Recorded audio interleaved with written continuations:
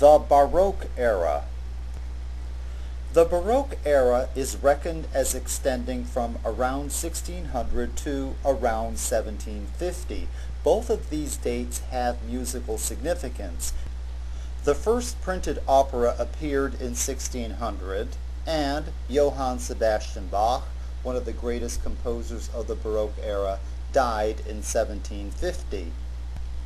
Although this is a brief era, just 150 years, we shall spend 3 units of this course examining the music of that time. And the reason is very simple. The Baroque era was particularly formative for the history of Western music. The word Baroque itself is not a very flattering one. It was originally a jeweler's term, and it referred to pearls that were not perfectly spherical. Baroque comes from the Portuguese barroco, and it means misshapen or deformed. And by taking a look at this name, you can see that we don't get to name our own era. Surely the people of that time did not think of themselves in these terms.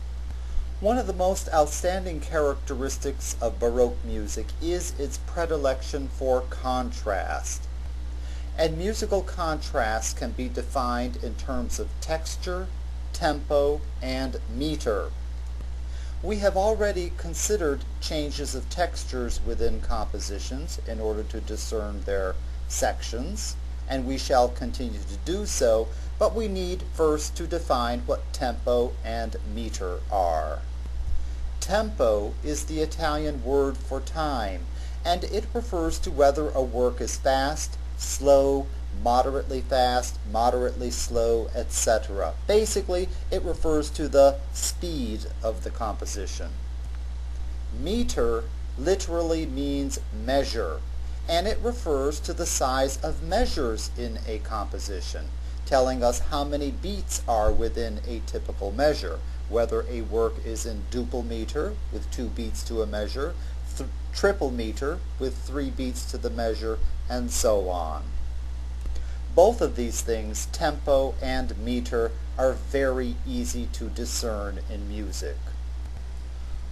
Although contrasts are not unique to Baroque music, certainly the degree of contrast cultivated during that era certainly separate it from the preceding and following periods. For example, although we observed contrast of texture in Renaissance music, and you probably were aware of other contrasts as well, contrasts in Baroque music tend to be sharper than those found in Renaissance music, both within and among sections of a work. Indeed, this is the unit of the course that we will begin listening very carefully for sections within composition.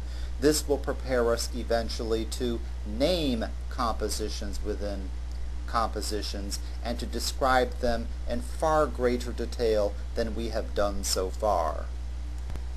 The Baroque era can be further distinguished from the preceding era by its use of a certain musical technique, and I refer here to the technique of sequence. We've heard the word sequence before to describe a musical genre, one of the songs of the mass propers, but here it is a musical technique. This technique was avoided during the Renaissance. In fact, you hear very little exercise of it at all in Renaissance music, but it is used frequently during the Baroque era, and in fact it is one of the hallmarks of the Baroque musical style. Sequence as a musical technique is the repetition of a musical idea at different pitch levels. Using the same musical idea again and again at different pitch levels was considered to be a cheap trick by Renaissance musicians, but Baroque musicians liked it very much and used it sometimes almost to excess. Finally, another way to distinguish Baroque music from Renaissance music is by the use of its typical accompaniment. In fact, almost every single piece of Baroque music that we shall hear, except for solo keyboard works, will have this kind of accompaniment in it. I refer here to basso continuo.